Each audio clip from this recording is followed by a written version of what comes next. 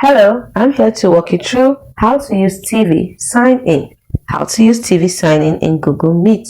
So what you do, first of all, you click on Meet, which is your Google Meet app, or you can also call it your Google Space. Open it up, and then you click on the three lines at the top left corner. This opens up three options. Click on Settings. This opens up three options again. Next thing you're going to do, you're going to click on Calling Settings.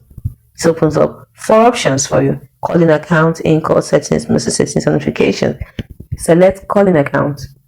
Now when you do this, it opens up six options, which is change phone number, Google account, let people call you with your email address, TV sign in, manage calling history, and delete calling account. Now we want to use our TV sign in option. We click on it. Now you're trying to reach our TV, but make sure, that's one thing, you must make sure your phone's Wi-Fi is turned on and connected to the same network as your TV. If this is done, then it will be easy for you to follow the prompts and have your TV sign in done. But if it is not, like mine is not, you see it's finding it difficult to connect.